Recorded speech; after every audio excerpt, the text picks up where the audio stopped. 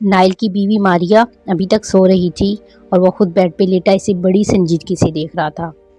اس کے لیے اپنی بیوی کو نیند سے بیدار کرنا بالکل ایسا ہی تھا جیسے ریاضی کا کوئی پیچیدہ سوال حل کرنا، لیکن یہ تو اب اس کے لیے ایک معمول بن چکا تھا۔ خود بستر سے اٹھنے اور کوئی اور کام کرنے سے پہلے یہ معمہ اسے ہر صبح حل کرنا ہوتا تھا۔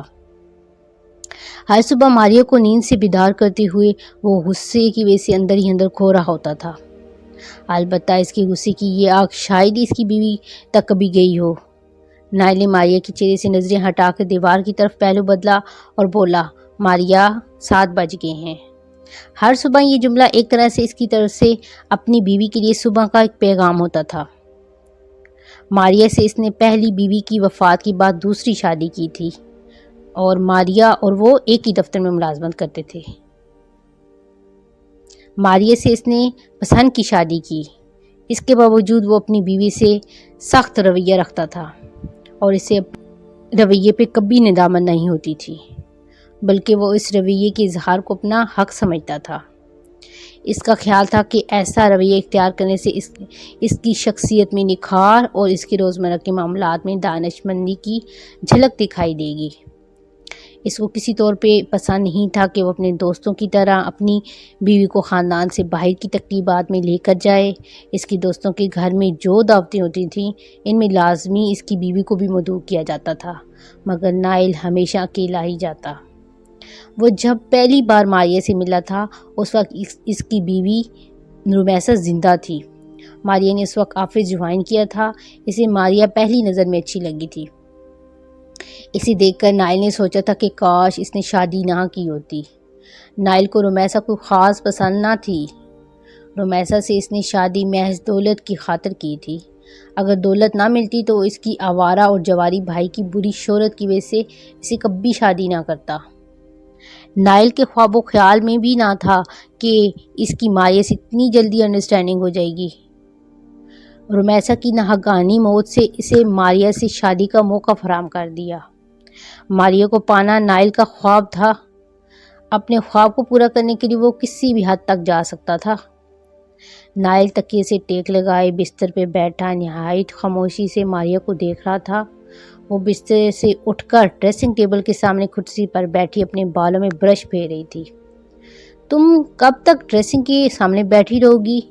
جا کر محب کو دیکھو، وہ اپنے کمرے میں ناشتے کا منتظر ہوگا۔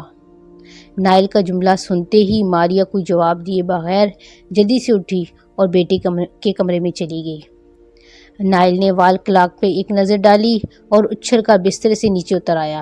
کے پاس کھڑے ہو کر اس نے لمبے لمبے سانس لیے، بازو پھیلا کر ایک بھرپور جمائی لی اور اسے اپنا سر وزنی لگ رہا تھا۔ یہ سب اعصابی تناؤ اور ذہنی کھچاؤ کا نتیجہ ہے، اس کے ذہن میں ڈاکٹر کا جملہ گونجا۔ نائل نے سلیپر پہنے اور وہ بھی الٹے، پھر انہیں درست پہنتے ہوئے واش روم میں چلا گیا۔ آفس کے لیے تیار ہونے کے بعد نائل ڈائننگ ٹیبل پر پہنچا تو ماریا ناشتہ لگا چکی تھی۔ میں آپ کے لیے کافی بناتی ہوں، ماریا نے نائل کی طرف قدرے شوق نگاہوں سے دیکھتی ہوئے کہا۔ ہیلو محب، تمہارا رزلٹ آ گیا؟ نائل نے محب کی طرف متوجہ ہوتے ہوئے کہا۔ محب بے چینی سے پہلو بدلا۔ ماریا نائل کی خالی پیالی میں کافی رہ رہی تھی۔ اس کا ہاتھ کانپنے لگا۔ اس نے کہا، محب کی پروگریس رپورٹ اچھی نہیں تھی، میں نے رپورٹ پر خود سائن کر دیے۔ آئندہ محنت کرے گا تو اچھے نمبروں سے پاس ہوگا۔ نائل نے غضبناک نظروں سے ماریا کو دیکھا۔ یہ تمہاری ڈیل کا نتیجہ ہے جو یہ دن بدن کمزور ہوتا جا رہا ہے۔ ہر وقت کمپیوٹر کے آگے بیٹھا رہتا ہے یا کھیل میں مصروف رہتا ہے۔ میرے یہاں سے جانے کے بعد تو یہ اور آزاد ہو جائے گا۔ آپ فکر نہ کریں، 1 مہینے کی تو بات ہے۔ آپ نے کہا تھا کہ آپ کراچی پہنچتے ہی ہمیں وہاں بلوا لیں گے۔ ماریا دھیمے لہجے میں بولی، گھر ڈھونڈنا اتنا آسان نہیں، بڑی مشکل سے میں نے اپنا ٹرانسفر کروایا ہے۔ اب میرا اس شہر میں رہنے کو بالکل دل نہیں چاہتا، عجیب وحشت کا شکار رہنے لگا ہوں۔ دن بدن آپ کو کیا ہوتا جا رہا ہے؟ ہم لوگ یہاں ملتان میں اچھے خاصے سیٹ ہیں، آپ کو کراچی جانے کی آخر کیا سوچ رہی ہے؟ میری مرضی، میرا جہاں دل چاہے گا وہاں رہوں گا۔ محب، آئندہ پڑھائی کے حوالے سے میں تمہاری کوئی شکایت نہ سنوں۔ نائل نے محب کی طرف دیکھتے ہوئے کہا۔ جی پاپا، ایسا ہی ہوگا۔ محب یہ کہہ کر کرسی سے اٹھ کر کھڑا ہوا۔ ماریا، تو میرے سامان کی پیکنگ کرنا شروع کی یا ابھی تک گھر کے فضول کاموں میں خود کو مصروف کیا ہوا ہے؟ نائل دوبارہ ماریا سے مخاطب ہوا۔ آپ کی پیکنگ میں نے کافی حد تک کر لی ہے، ابھی تو آپ کے روانہ ہونے میں 5 روز باقی ہیں۔ ہاں، مگر تم اپنا کام مکمل کر لینا چاہیے۔ یہ کہتے ہوئے نائل ناشتہ کرنے لگا۔ ناشتے سے فارغ ہو کر وہ ماریا کو خدا حافظ کہہ کر آفس روانہ ہو گیا۔ کچن میں مصروف ماریا سوچ رہی تھی کہ نائل کو کیا ہو گیا ہے، خواہ مخواہ اپنا ٹرانسفر کراچی کرا لیا۔ نائل پچھلے 2 دن سے کراچی میں اپنے دوست روحان کے گھر ٹھہرا ہوا تھا۔ روحان کا 120 گز کا مکان تھا، جس کی اوپر منزل میں ایک کمرہ بنا ہوا تھا۔ روحان نے اس کمرے میں نائل کو ٹھہرا دیا تھا۔ صبح 4 بج رہے تھے۔ نائل بستر پر بیٹھا سگریٹ پینے میں مصروف تھا۔ اس نے نصف سے بھی کم جلا ہوا سگریٹ ایش ٹرے میں مسل دیا۔ سرانے رکھے ہوئے موبائل پر اس نے نگاہ دوڑائی۔ نیند کی گولیاں کھانے کے باوجود اس کی آنکھوں سے دور تھی۔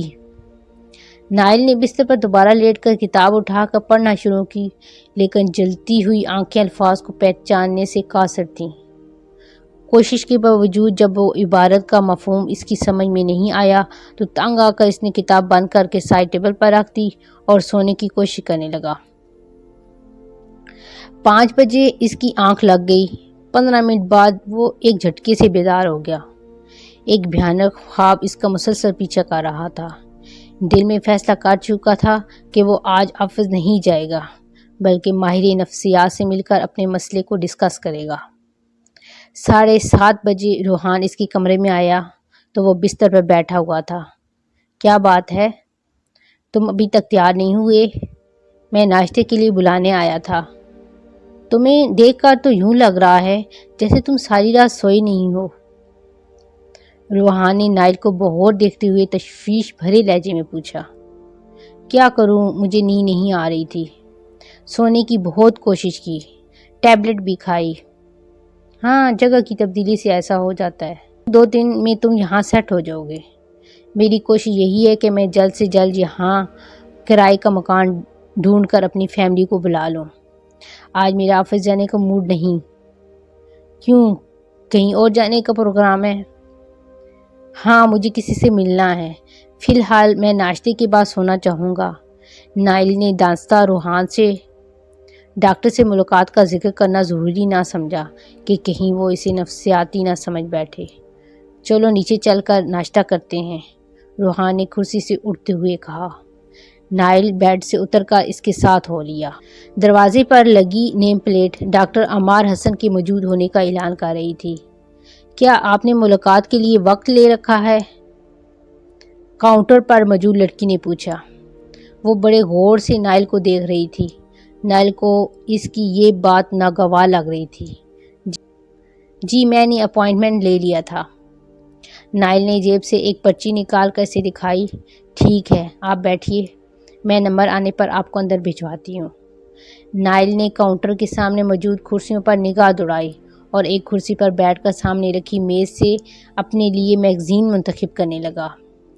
1 گھنٹے کے انتظار کے بعد وہ ڈاکٹر عمار کے کمرے میں موجود تھا۔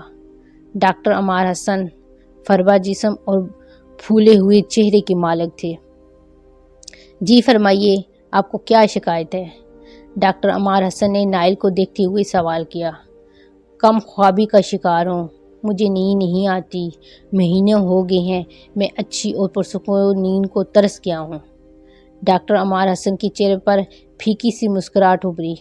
بہت سے لوگ یہی شکایت کرتے ہیں، قسم کھاتے ہیں کہ ہفتوں سے نیند نہیں آ رہی، جبکہ حقیقتاً یہ درست نہیں ہوتا۔ کم یا زیادہ انہیں نیند تو ضرور آتی ہے، البتہ محسوس یہی کرتے ہیں کہ وہ بالکل نہیں سوئے۔ اسی طرح تو کبھی کبھی میری آنکھ بھی لگ جاتی ہے، صرف 15 منٹ کے لیے۔ مجھے یاد نہیں کہ میں 1 گھنٹے سے زیادہ بھی سویا ہوں۔ جب بھی سوتا ہوں کوئی بھیانک خواب میری نیند اڑا دیتا ہے۔ زیادہ تر میں 2 ہی خواب دیکھتا ہوں۔ ایک خواب میں خود کو ہر طرف سے آگ کے شعلوں میں گھیرا ہوا ہوں، دوسرا خواب کوئی شخص میرے تعاقب میں ہوتا ہے، جو مجھ پر حملہ کرنا چاہتا ہے اور میں اس سے بچنے کے لیے بھاگ رہا ہوتا ہوں۔ آپ اس شخص کو جانتے ہیں جو خواب میں آپ پر حملے کے لیے تعاقب کر رہا ہوتا ہے؟ جی ہاں، وہ شخص میری پہلی بیوی کا بھائی ہے۔ آپ اپنے بارے میں کچھ بتائیے، علاج کے لیے آپ کے بارے میں جاننا ضروری ہے۔ میں نائل فاروقی، عمر 36 سال، ایک پرائیویٹ کمپنی میں جاب کرتا ہوں۔ میں نے 2 شادیاں کی ہیں۔ میری پہلی بیوی رمیسہ کی وفات کو 8 سال ہو چکی ہیں۔ اس کی موت کے فوراً بعد میں نے دوسری شادی کر لی تھی۔ دوسری بیوی سے میرا ایک بیٹا ہے جس کی عمر تقریباً 7 سال ہے۔ آپ کی پہلی بیوی جوانی میں مر گئی، ان کی موت کی وجہ؟ ڈاکٹر عمیر نے دلچسپی لیتے ہوئے پوچھا۔ ایک حادثہ، نائل نے قدرے آہستگی سے کہا۔ کیسا حادثہ؟ کیا یہ بات بتانا ضروری ہے؟ نائل کے لہجے میں ڈاکٹر کا سوال سن کر ناگواری آ گئی۔ ہاں، ہو سکتا ہے اس سے مجھے آپ کا کیس حل کرنے میں مدد ملے۔ نائل نے ایک گہری سانس لی، پھر بولا، وہ آگ میں جل کر مر گئی تھی۔ نائل نے کرسی کی پشت سے ٹیک لگائی اور خوابیدہ لہجے میں کہنے لگا، ڈاکٹر، آپ کے سوال نے مجھے ماضی میں دھکیل دیا ہے۔ دسمبر کا مہینہ تھا، آدھی رات کے وقت وہ حادثہ پیش آیا جس کی وجہ سے رمیسہ کی موت واقع ہوئی۔ سردی کے باعث کمرے میں ہیٹر جل رہا تھا۔ پتہ نہیں کس طرح بستر کی چادر میں آگ لگ گئی۔ کم از کم اس کیس کی تفتیش کرنے والا پولیس افسر کا یہ خیال ہے۔ اس وقت نائل دل میں سوچ رہا تھا کہ ڈاکٹر کو یہ بتانے کی کیا ضرورت ہے کہ اس کی بستر پر لیٹ کر سگریٹ پینے کی عادت نے یہ آگ بھڑکائی تھی۔ بدقسمتی سے میری آنکھ رمیسہ کے چیخنے پر کھلی۔ اس وقت پورا کمرہ آگ کی زد میں آ چکا تھا۔ تمام کمرے میں دھواں بھرا ہوا تھا۔ رمیسہ کیا کہہ رہی تھی میری سمجھ میں نہیں آ رہا تھا۔ مجھے اپنی جان بچانے کی فکر تھی۔ کمرے کے دروازے میں آگ لگ چکی تھی، میں اسے کھول نہیں سکتا تھا۔ یہ دیکھ کر میں باتھ روم کی طرف بھاگا، میرے عصا خطا ہو چکے تھے۔ باتھ روم کے روشن دان سے میں نیچے کود گیا۔ میں نے رمیسہ کو بھی کہا کہ وہ اس راستے سے نکلے، مگر وہ اونچائی کے خوف سے کودنے کو تیار نہیں تھی۔ مجبوراً مجھے اسے چھوڑ کر اپنی جان بچانی پڑی۔ فرسٹ فلور سے کودنے پر مجھے زیادہ چوٹ نہیں آئی۔ گراؤنڈ پر پہنچتے ہی میں نے اوپر کی طرف دیکھا، سارا گھر شعلوں میں گھرا ہوا تھا۔ اتنا کہہ کر نائل نے آنکھیں بند کر لیں، جیسے وہ باتیں کرتے کرتے تھک گیا ہو۔ چند لمحے کے توقف کے بعد اس نے پھر بولنا شروع کیا۔ جب تک فائر بریگیڈیئر پہنچا سب کچھ ختم ہو گیا تھا۔ رمیسہ آگ میں جل کر مر گئی تھی۔ کیا آپ یہ محسوس کرتے ہیں کہ آپ اسے بچا سکتے تھے، مگر آپ نے اسے بچانے کی کوشش نہیں کی؟ نائل ڈاکٹر کے سوال کا جواب دیے بغیر خالی نظروں سے سامنے والی الماری میں رکھی موٹی کتابوں کو گھورتا رہا۔ کیا آپ اپنے آپ کو اپنی بیوی کی موت کا ذمہ دار ٹھہراتے ہیں؟ ڈاکٹر عمیر نے قدرے توقف کے بعد کہا۔ کیا اسی خیال نے آپ کی نیندیں چرا لی ہیں؟ ایسی کوئی بات نہیں ڈاکٹر، نائل قدرے سخت لہجے میں بولا۔ اگر ہو تب بھی کوئی غیر فطری بات نہ ہوگی۔ آپ اپنی بیوی کو بچانے کے لیے اپنی ہر ممکن کوشش کیوں نہ کر لیتے؟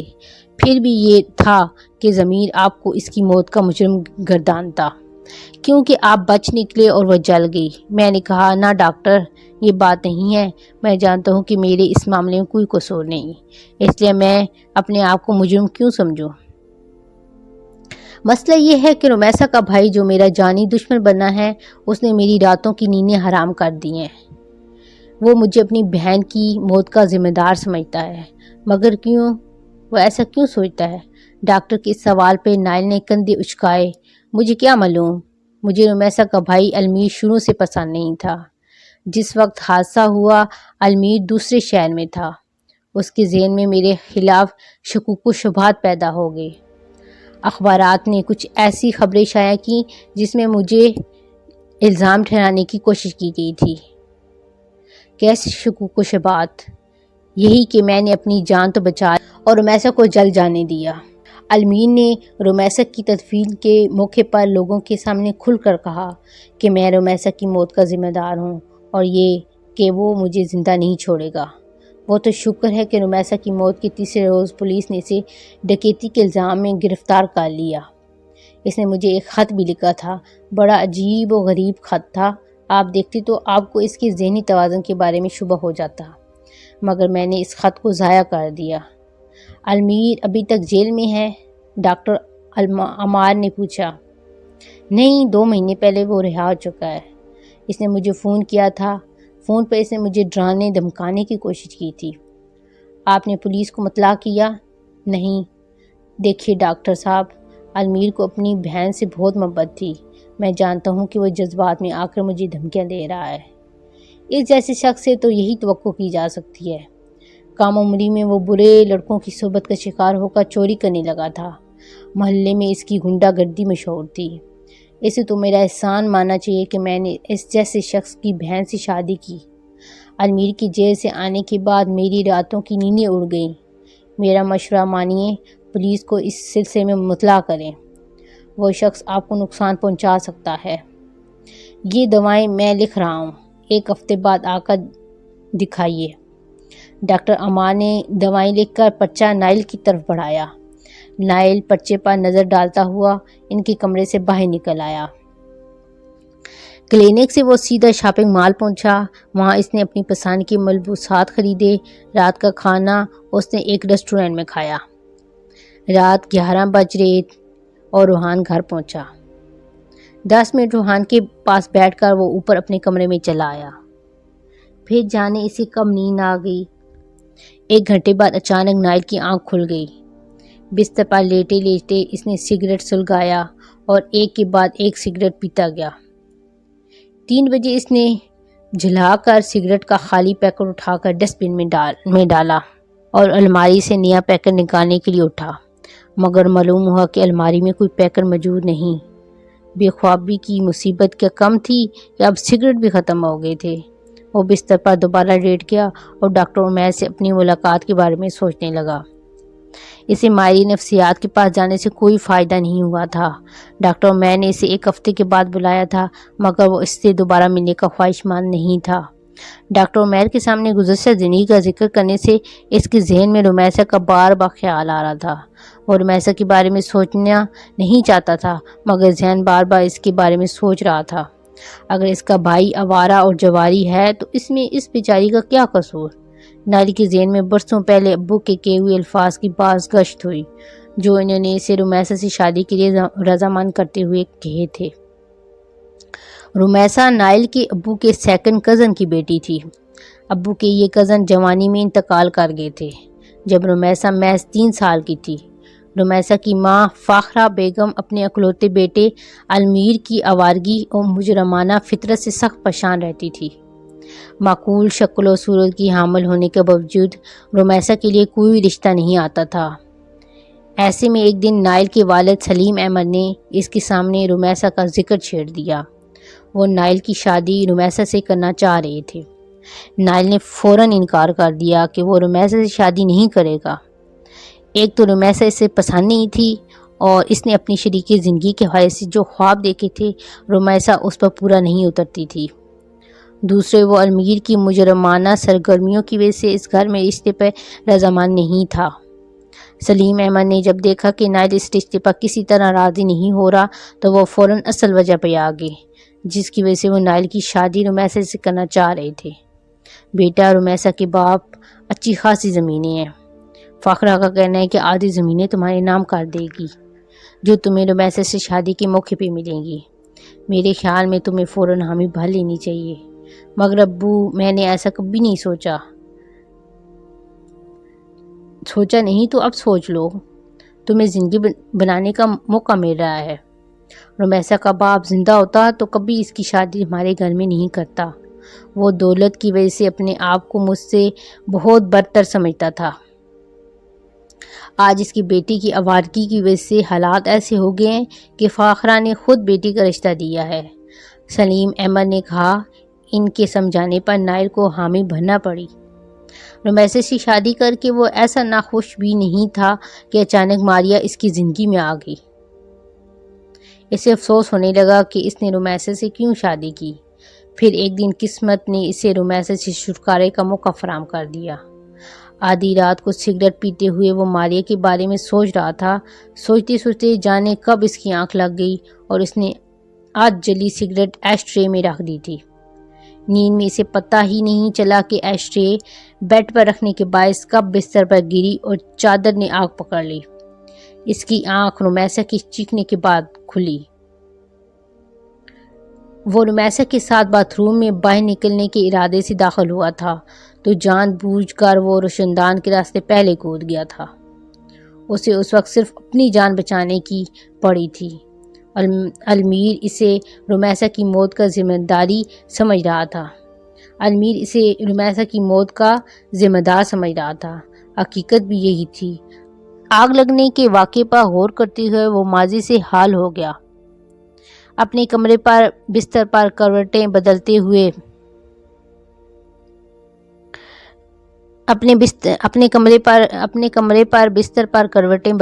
اس کی آنکھ بڑی مشکل سے لگی۔ 7 بجے گھڑی کا الارم بجا۔ نائل فوراً بستر سے اٹھ کر کھڑا ہوا۔ ناشتے سے فارغ ہو کر وہ آفس روانہ ہو گیا۔ وہاں پہنچ کر اسے معلوم ہوا کہ کمپنی کا جنرل منیجر اس سے ملنا چاہتا ہے۔ وہ فوراً جنرل منیجر کے کمرے میں پہنچا۔ دیکھیے بھائی، جنرل منیجر نے نائل کو دیکھتے ہی پھیکی سی مسکراہٹ کے ساتھ کہا، آپ دھیان سے اپنا کام کریے۔ ابھی آپ کو آفس جوائن کیے ہوئے دن کتنے ہوئے ہیں؟ ایک دن آ کر آپ کل غائب ہو گئے۔ پرسوں آپ نے جو فائل مکمل کر کے مجھے بھجوائی تھی، اس میں کئی غلطیاں تھیں جو آپ کو نظر نہیں آئیں۔ میں شرمندہ ہوں سر، آج کل میری طبیعت کچھ ٹھیک نہیں، اسی وجہ سے کل چھٹی کرنا پڑی۔ میں کوشش کروں گا کہ آئندہ آپ کو مجھ سے شکایت نہ ہو۔ نائل نے آہستگی سے کہا، وہ تو آپ کی حالت سے لگ رہا ہے، لگتا ہے تھکاوٹ کا شکار ہے۔ کسی اچھے ڈاکٹر سے چیک اپ کروا کر اس کی ہدایات پہ عمل کریے۔ یہاں آدمی کی قدر اس کے کام سے ہوتی ہے۔ کوشش کریں کہ آئندہ مجھے آپ کی شکایت کا موقع نہ دیں۔ جی سر، ایسا ہی ہوگا، نائل نے کہا۔ دل میں وہ سوچ رہا تھا کہ اس کی تمام پریشانیوں کی وجہ المیر ہے۔ اس سے پہلے وہ کمپنی کا کام اچھی طرح کرتا رہا ہے، کبھی گڑبڑ نہیں ہوئی۔ سارے دن دفتر میں مصروف رہنے کے بعد شام میں نائل گھر روانہ ہو رہا تھا تو وہ فیصلہ کر چکا تھا کہ وہ المیر سے خوفزدہ ہونے کے بجائے اس سے ملاقات کر کے یہ معلوم کرے گا کہ اس کی جان بخشی کے عوض اسے کیا دینا ہوگا۔ رات میں اس نے ہمت کر کے المیر کو فون کیا۔ المیر، میں نائل بات کر رہا ہوں۔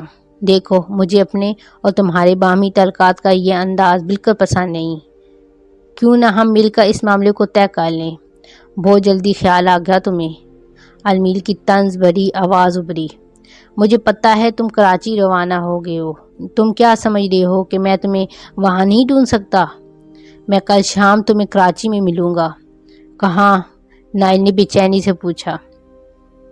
یہ میں تمہیں کراچی پہنچ کے بتاؤں گا، یہ کہہ کر المیر نے فون بند کر دیا۔ نائل موبائل ہاتھ میں لیے سوچ رہا تھا کہ اس نے المیر سے ملاقات کرنے کا فیصلہ صحیح کیا یا غلط۔ رات کو لیٹتے ہی اس کی آنکھ لگ گئی۔ اس نے خواب میں خود کو آگ کے شعلوں میں گھرا ہوا دیکھا۔ ہیجانی کیفیت میں چلانے لگا اور پوری شدت سے چیخ رہا تھا اور المیر کو برا بھلا کہہ رہا تھا، جس کے خوف نے اس کی نیندیں حرام کر دی تھی۔ کچھ دیر بعد جب وہ نارمل ہوا تو اپنے طرز عمل پر حیران تھا۔ صبح وہ ریحان کے ساتھ ناشتہ کر رہا تھا تو اس نے دبے لفظوں میں رات کی طرز عمل کے بارے میں شکایت کی۔ میں حیران تھا کہ تمہیں کیا ہوا ہے، کس سے لڑ رہی ہو؟ میں اسی وقت اوپر آتا، ایک تو تمہاری چیخنے کی آواز بند ہو گئی تھی اور دوسرا غزالہ نے مجھے منع کر دیا تھا میں آدھی رات کو اوپر نہ جاؤں۔ یہ کہتے ہوئے کن اکھیوں سے اپنی بیوی کی طرف دیکھا جو اس کی باتوں سے بے نیاز ناشتہ کرنے میں مصروف تھی۔ بھابی سوری، میری وجہ سے آپ کی نیند میں خلل پیدا ہوا۔ آئندہ آپ کو میری طرف سے کوئی شکایت نہیں ہوگی۔ آپ نے اپنے گھر کے لیے کسی اسٹیٹ ایجنٹ سے بات کی؟ غزالہ نے پوچھا۔ روحان نے اسے گھورا۔ وہ جانتا تھا کہ غزالہ چاہتی ہے نائل جلد سے جلد اس گھر سے چلا جائے۔ کہا تو ہے، دعا کریں جلد از جلد گھر کا بندوبست ہو جائے اور میں آپ کی جان چھوڑ دوں۔ نائل، کیسی بات کر رہی ہو؟ یہ تمہارا اپنا گھر ہے، جب تک دل چاہے یہاں رہو۔ روحان بولا۔ نائل نے جلدی سے ناشتہ ختم کیا اور آفس روانہ ہو گیا۔ آج کا دن اس کے لیے بہت اہم تھا۔ آج اسے المیر سے ملاقات کرنی تھی۔ وہ بے چینی سے شام کے ہونے کا منتظر تھا۔ شام سے رات ہو گئی مگر المیر کا فون نہیں آیا۔ اس نے اپنے موبائل سے اس کا نمبر ملایا مگر المیر کا فون بند تھا۔ ساری رات وہ بے چین رہا۔ اگلے دن وہ آفس سے گھر روانہ ہو رہا تھا کہ المیر کا فون آ گیا۔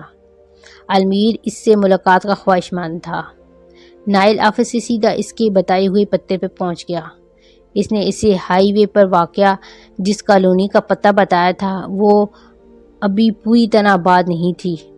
ڈور بیل بجاتے ہوئے انجانے خوف نے نائل کو گھیرا ہوا تھا۔ بیل بجاتے ہی نائل کی نظر المیر پر پڑی۔ 8 سال کی قید بامشقت نے اس کی چہرے کے خدوخال تبدیل کر دیے تھے۔ وہ ایک ویل چیئر پہ بیٹھا ہوا تھا۔ تمہاری ٹانگوں کو کیا ہوا؟ نائل نے اس پر نظر پڑتے ہی پوچھا۔ جیل سے رہا ہونے کے بعد ایک ٹریفک حادثے میں میری ٹانگیں مفلوج ہو گئیں۔ نائل کو اپنے خوف پر بے اختیار ہنسنے کا دل چاہ رہا تھا۔ اس نے بڑی مطمئن انداز میں المیر کی طرف دیکھا۔ المیر نے ویل چیئر ایک طرف کھسکاتے ہوئے اسے اندر آنے کا راستہ دیا۔ نائل کو اپنی حماقت سے افسوس ہو رہا تھا کہ اسے پہلے پتہ چل جاتا کہ المیر معذور ہو گیا ہے تو اس سے ملنے کی حماقت نہ کرتا۔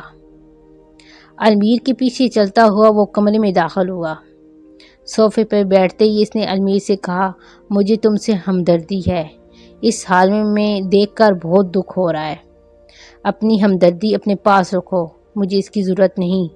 المیر نے پیشانی پر بل ڈالتے ہوئے جواب دیا۔ بہت نفرت کرتے ہو مجھ سے؟ ہاں، میرے لیے تمہارے وجود کو برداشت کرنا مشکل ہو رہا ہے۔ المیر کے چہرے پر نفرت کے آثار پھیل گئے تھے۔ المیر، میں جانتا ہوں کہ اخباروں میں الٹی سیدھی خبریں پڑھ کر قاتل سمجھ رہے ہو، مگر حقیقت وہ نہیں جو تم سمجھ رہے ہو۔ تم نے آج تک کبھی مجھے صفائی پیش کرنے؟ کون سی صفائی پیش کرنا چاہتے ہو؟ اپنے دل سے پوچھو، تم بے گناہ ہو؟ المیر نے نائل کی بات کاٹتے ہوئے کہا۔ المیر، پرسکون ہو کر میری بات سنو۔ میں چاہتا ہوں کہ آج اس معاملے کو نپٹا لیا جائے۔ جذبات میں آ کر تم اپنے مجرم دوستوں کے ذریعے میرے خلاف کوئی قدم اٹھاؤ، میں اس سے تمہیں باز رکھنے آیا ہوں۔ تمہاری بہن میری وجہ سے نہیں مری، قدرت نے اس کے نصیب میں جل کر مرنا لکھا تھا۔ تم جو چاہے سوچتے رہو، یہ بات پولیس بھی ثابت نہیں کر سکتی۔ تمہاری دھمکیاں میری سمجھ سے باہر ہیں۔ تم آخر چاہتی کیا ہو؟ تمہاری موت؟ میں مانتا ہوں کہ میں ایک برا انسان ہوں، معاشرے کی نظر میں ایک مجرم ہوں۔ اس کے باوجود میں نے آج تک کسی کی جان نہیں لی۔ مجھے اپنی بہن سے بہت محبت تھی۔ اس محبت کی شدت کا اندازہ مجھے اس کی موت کے بعد ہوا۔ تم نے میری بہن سے کبھی محبت نہیں کی۔ میں جائیداد ہتھیانے کے لیے اس سے شادی کی۔ وہ تو تمہیں اس بات کا دکھ ہے کہ میں تمہارے باپ کی جائیداد پر عیش کر رہا ہوں۔ میں تمہیں کچھ رقم دینے کے لیے تیار ہوں، بشرطیکہ کہ تم ہمیشہ کے لیے کہیں دفع ہو جاؤ۔ تم نے میرا ذہنی سکون تباہ کر دیا ہے۔ میں چاہتا تو اس معاملے میں پولیس کی مدد لے سکتا تھا، مگر میری خواہش ہے کہ یہ معاملہ بات چیت کے ذریعے طے ہو جائے۔ المیر اسے چند لمحے تک گھورتا رہا، پھر بولا، مجھے بے حد افسوس ہو رہا ہے۔ رمیسا تمہارے پیچھے اتنی پاگل کیوں تھی؟ اس نے تم سے شادی کرنے کے لیے خودکشی کی کوشش کی، بدلے میں تم نے اسے کیا دیا؟ اس سے بے وفائی کی۔ رمیسا نے خودکشی کرنے کی کوشش کی تھی؟ کب؟ نائل حیرانی سے بولا۔ تم تو ہمارے گھر اکثر آیا کرتے تھے۔ اس وقت میری مجرمانہ سرگرمیوں کی شہرت نہیں ہوئی تھی۔ رمیسا سمجھتی تھی کہ تم اسے پسند کرتے ہو۔ بعد میں تم نے ہمارے گھر آنا بند کر دیا تھا۔ رمیسا نے وجہ پوچھی تھی تو تم نے کہا تھا کہ تم میری بدنامی کی وجہ سے ہمارے گھر نہیں آنا چاہتے۔ اس نے تم سے شادی کی خواہش ظاہر کی تو تم نے صاف انکار کر دیا تھا۔ رمیسا تمہارے عشق میں اس حد تک گرفتار ہو چکی تھی، تمہاری باتوں سے دل برداشتہ ہو کر اس نے نیند کی گولیاں کھا کر خودکشی کی کوشش کی۔ امی کو جب ساری صورتحال پتہ چلی تو وہ بیٹی کی محبت سے مجبور ہو کر تمہارے گھر رشتہ لے کر پہنچ گئیں۔ تمہارے لالچی باپ کی فطرت کو وہ اچھی طرح جانتی تھی۔ چچا سلیم احمد خود تو زندگی بھر کچھ نہ کر سکتے، ہمیشہ دوسروں کی دولت پر ان کی نظر رہی۔ امی نے جب چچا کے سامنے رمیسہ اور تمہاری شادی کی تجویز رکھی اور ساتھ ہی آبائی زمینوں میں سے آدھی زمینیں تمہارے نام کرنے کا وعدہ کیا تاکہ تم لوگوں کی طرف سے انکار کی گنجائش نہ رہے، ہوا بھی یہی۔ امی کی توقع کے مطابق رمیسہ کی شادی تم سے ہو گئی۔ شادی کے بعد رمیسہ بہت خوش تھی۔ اپنی موت سے 2 ماہ پہلے اس نے اپنی امی سے تمہارے بدلتے ہوئے رویے کی شکایت کی تھی۔ رمیسہ نے امی کو بتایا تھا کہ اسے یوں لگ رہا ہے کہ تمہاری زندگی میں کوئی دوسری عورت داخل ہو گئی ہے۔ رمیسہ کی اس طرح ناگہانی موت کی خبر میرے اور امی کے لیے کسی شاخ سے کم نہیں تھی۔ امی نے اس کی موت کا بہت اثر لیا۔ 1 ہفتے بعد وہ اس دنیا سے چل بسی۔ ماں اور بہن کو کھونے کے بعد مجھے رشتوں کی قدر و قیمت کا اندازہ ہوا۔ یہ رشتے ایسے ہیں جو دنیا کی کسی دولت سے خریدے نہیں جا سکتے۔ تم مجھے اتنا گرا ہوا انسان سمجھ رہے ہو کہ میں چند نوٹوں کی عوض تمہیں معاف کر دوں گا؟ تمہیں ماننے کے لیے مجھے کسی کی مدد کی ضرورت نہیں، میں اکیلا تمہیں موت کی گھاٹ اتار سکتا ہوں۔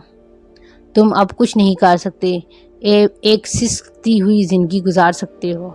مجھے دیکھو، میں نے زندگی میں جو چاہا تھا پا لیا، اور ایک تم ہو اپنے باپ کی جائیداد کو بے رحمی سے لوٹا دیا۔ بہت افسوس ہو رہا ہے مجھے تمہاری حالت پہ۔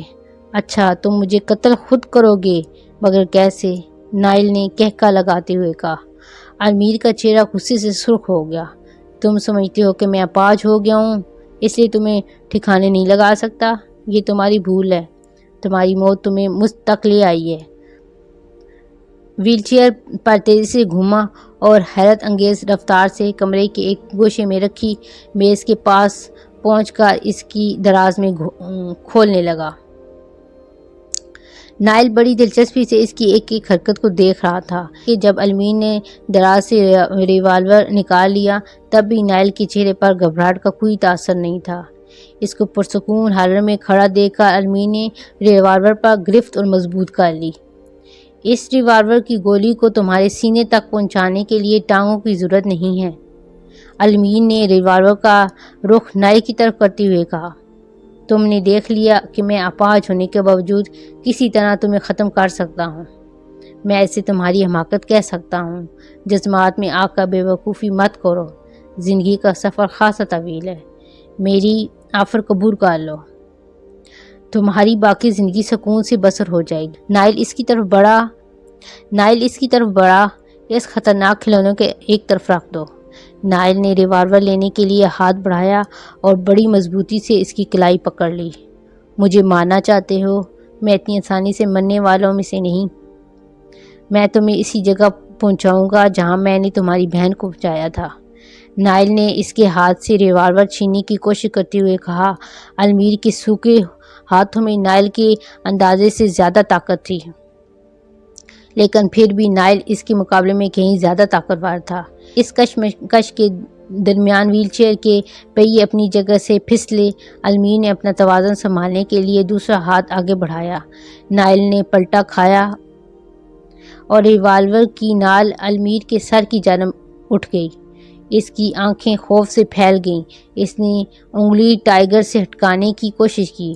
نائل نے محسوس کیا اب تک وہ جتنا المیر سے ڈرتا رہا تھا وہ تمام دہشت اب اس کے دشمن میں منتقل ہو چکی تھی۔ المیر منہ ہی منہ میں کچھ بڑبڑایا۔ نائل نے پوری طاقت سے اس کی انگلی دبا دی اور اس وقت تک دباتا رہا جب تک فائر نہ ہو گیا۔ ایک دھماکہ ہوا اور المیر کا چہرہ خون سے نہا گیا۔ نائل پیچھے ہٹ گیا۔ ریوالور المیر کی بے جان انگلیوں سے چھوٹ کر فرش پر گر گیا۔ وہ مر چکا تھا۔ نائل کو اس کا کوئی افسوس نہیں تھا۔ المیر اپنے ریوالور سے ہلاک ہوا تھا۔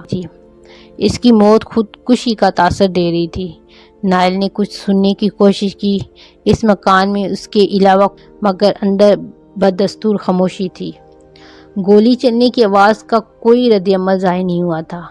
اسی وقت میز پر رکھا موبائل بجنے لگا۔ نائل تیزی سے وہاں سے باہر نکل گیا۔